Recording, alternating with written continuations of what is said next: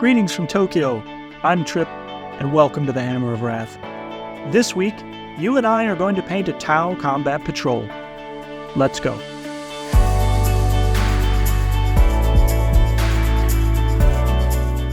Thanks for joining me in the studio. This week, you and I are going to continue the challenge of completing a combat patrol every month. And because this month is September, of course, we are going to work on the Tau combat patrol. But first, I want to take just a brief second to talk about festivals in Japan. As summer winds down and autumn is approaching, there are several holidays coming up on the calendar, and it is not uncommon to find festivals associated with those. And the great thing about Japanese festivals is no matter how large or small, you can always count on excellent food. It is not uncommon to find vendors that are selling yakisoba, or fried noodles, or kakigori, which is shaved ice. And of course, there are more traditional carnival games for the kids where they can win small prizes. If you're going to travel to Japan, do yourself a favor, check out one of the many festivals that happen every year.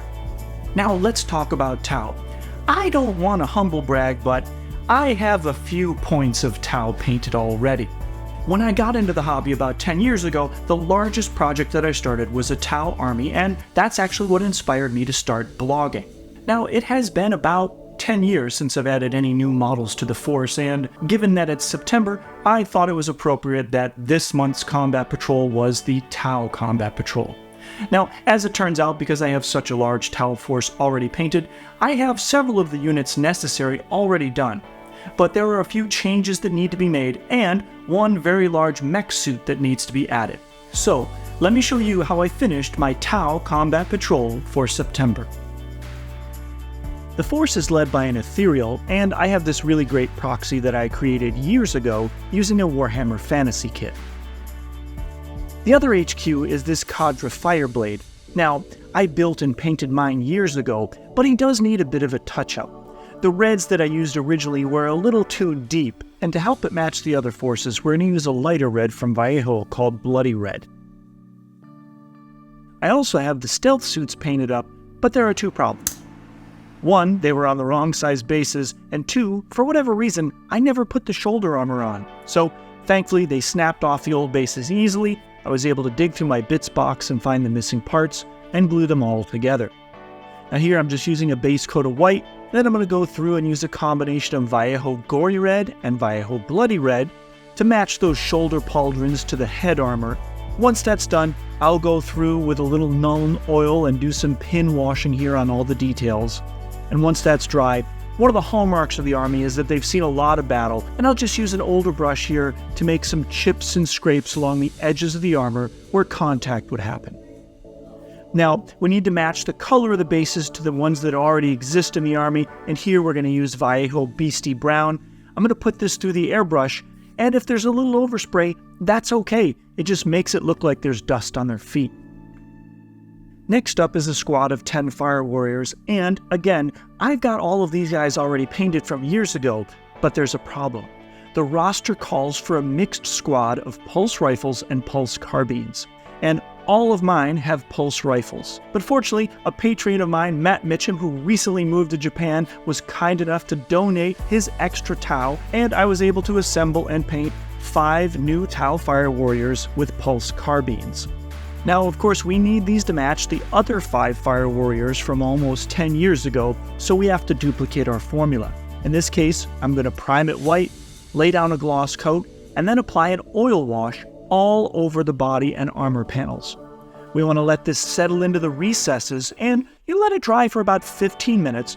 Then you go through with a Q-tip or makeup sponge with little mineral spirits on it, and in rubbing the surfaces, it comes clean and leaves the wash only in the details. The great thing about this is it also adds sort of like a battle grime to the armor, and keeping with the chipping and the dust of 1,000 worlds on their feet, it lends to a grimdark style. Here on the cloth, I'm just putting down some Administratum Gray and then plenty of Basilicanum Gray contrast to bring out the shadows and highlights all together. And a final signature on the army, one of the side panels on the helmet is painted red. The roster also calls for a missile turret to accompany the Fire Warriors, and I didn't have one of those. My kit was old enough that it wasn't included, but fortunately the kit that Matt gave me did have one, so I clipped that out, assembled it, and began painting. I primed it white, and then I used an airbrush to apply beastie brown along the edges after applying some texture paint. I'll then paint the missiles in, a signature across my army as that all the missile pods are yellow. Applying the metallics here would have been considerably easier if I'd left the turret in 2 parts, but I was still able to manage. And then I'm going to use Vallejo charcoal gray to paint the front of the missile rack. This has really great coverage, goes down in a single coat. And like the Fire Warriors, we're going to use an oil wash here. It's just mineral spirits, inexpensive oil paint. We mix it up in a little metal tin. I brush it all over the model. It settles into the recesses, and we just use that Q-tip with a little mineral spirits to wipe it away. And of course, once that's dry, the final element here is the chipping and scratches that has become the signature of this battle-worn army. The final piece of the puzzle is also the largest, and that is the Ghostkeel battlesuit. I actually had a lot of fun putting this one together, and the build goes together rather simply until you get to this point. They give you the option to paint the pilot inside. Yeah, no, I glued that up as quickly as I could and just moved on. The Combat Patrol specifies what weapons the Ghostkeel has, but when I play this in bigger games, I want to be able to swap, so I've magnetized the main weapon here. And it's just a matter of making sure that your polarity matches and marking the drill sites with a little paint. After a few minutes work, the weapon snaps together with a healthy click, and you have future-proofed your model. The shoulder weapons are a different story, however. They're connected by this linkage, and you only get 1 pair, but there are 3 weapon options. I could magnetize these as well, but I paid for a very expensive 3D application, and I have a 3D printer, so I simply took some detailed photographs of the front, top, and side, made some measurements in millimeters, marked them, brought the illustration into my 3D application, and then spent about 20 minutes modeling it using the program.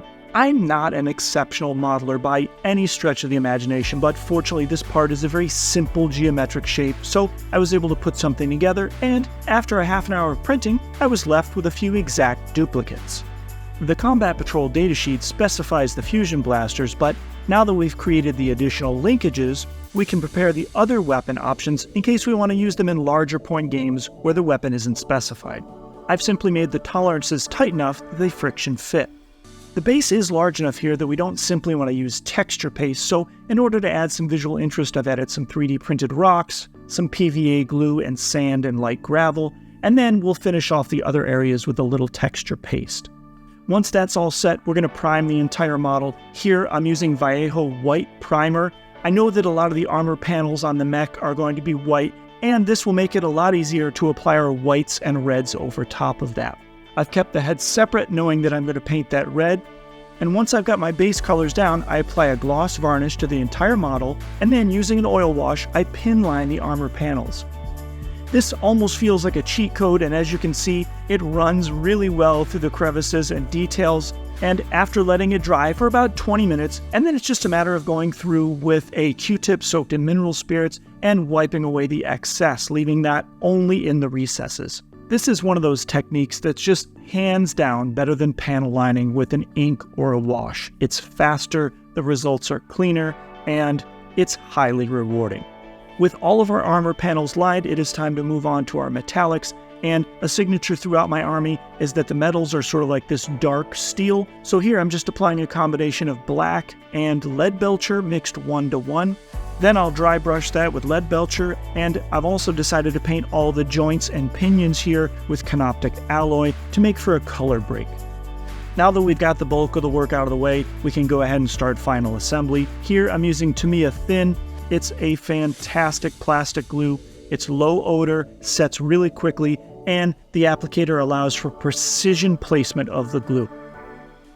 Having the head separate makes it a lot easier to get to the details, like painting our lenses blue and putting a small highlight. And once we've assembled the head, we're going to apply a few decals around the model. These can be tricky, but I have a separate tutorial on my channel. I'm going to link that in the corner right now. One of the final steps in preparing the model is going to be sponge chipping. This is a technique stolen from scale modeling, and it looks really great on things like mechs, tanks, and other sort of larger pieces of equipment. We've reached the turning point of the model, and we're going to try something that could just ruin it. I wanted to create a decloaking camo. I got the idea a few weeks ago when I was trolling my local hobby shop and found this. It's pre-cut hex mask tape. You simply peel it off, apply it to the model, and press it down firmly. I've also used a rubber sculpting tool to make sure that I'm getting it into all the details and getting complete coverage. Once that's laid down and masked off, I simply use the airbrush to apply Beastie Brown to the lower half of the model to make it match the color of the terrain around it. Once I'd covered the legs, I moved on to the base, and in keeping with the theme of my army, also used some burnt umber for some of the rocks. Once I had my airbrush colors down, I went in and shaded the recesses of the model, and I also applied that same wash to the base. After that had dried, I worked my way around the base dry brushing with lighter colors to bring out the highlights, and then I moved on to the legs as well, bringing out the highlights and definition in those. With that done, it was time to see if all of our effort was worth it, and I slowly began removing the mask. This is obviously the most terrifying and most satisfying step in the process, and as we pull off the mask, we can see here that the result is actually pretty great. There's a few more things to do, however.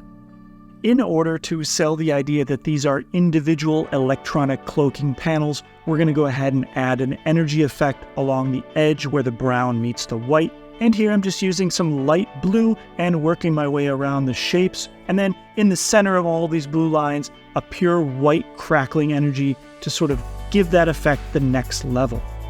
And with that complete, we paint our rims Steel Legion drab to match the rest of the army.